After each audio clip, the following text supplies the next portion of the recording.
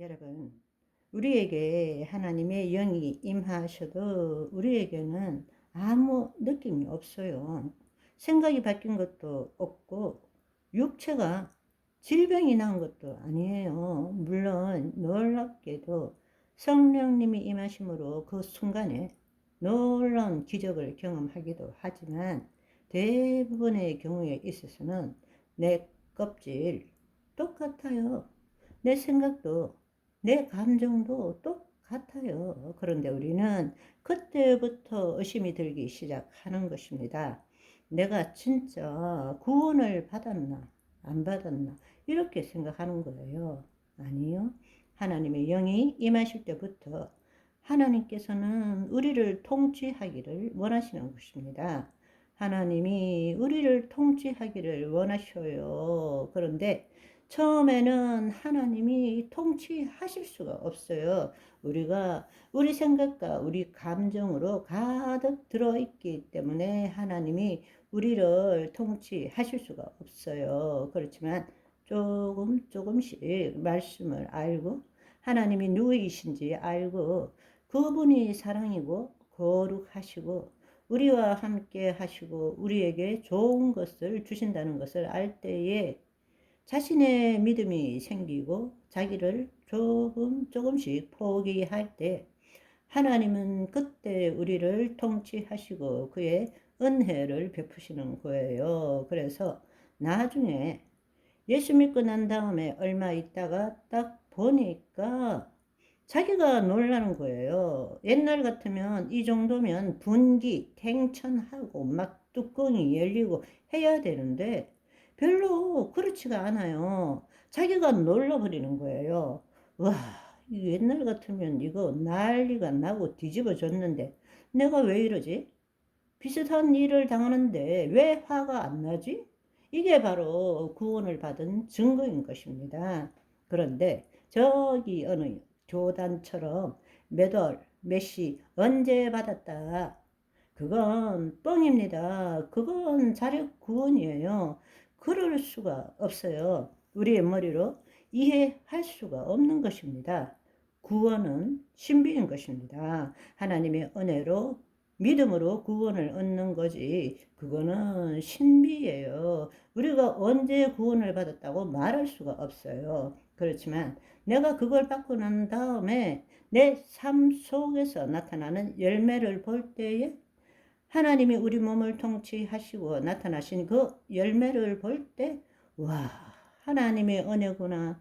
내가 구원을 얻었구나. 이걸 알게 되는 것입니다. 그걸 알면 알수록 자기를 점점 더 포기하는 것을 배워가기 시작하는 거예요. 성령의 인도함을 받기 시작한다는 것입니다. 그래서 믿음이 약해진다 싶으면 예수님 믿기 전에 나와 지금의 나를 비교해 보면 다시 믿음의 확신을 가질 수 있는 것입니다.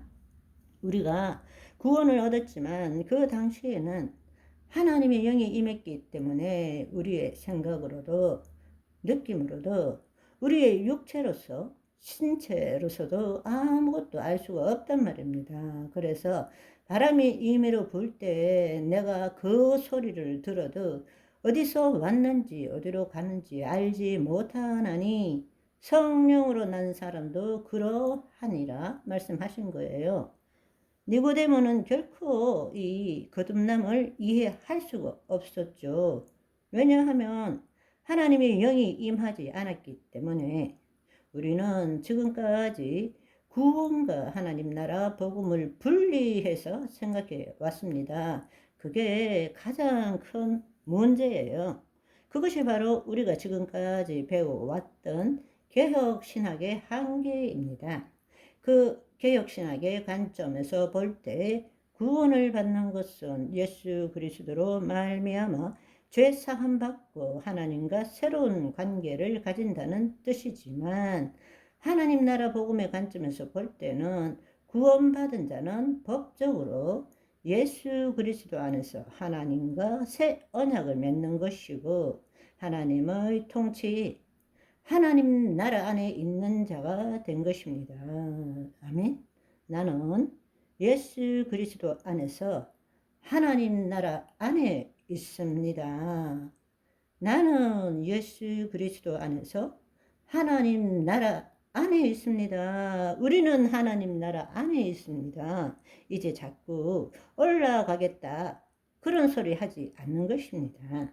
하나님 나라는 우리 안에 있습니다. 그리고 우리로 하여금 예수님께서는 그 하나님 나라를 누리기를 원하세요. 하나님 나라를 누리기를 원하시는 것입니다.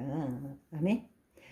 여섯 번째, 그러면은 구원받으면 다 하나님 나라의 삶을 살 수 있는가?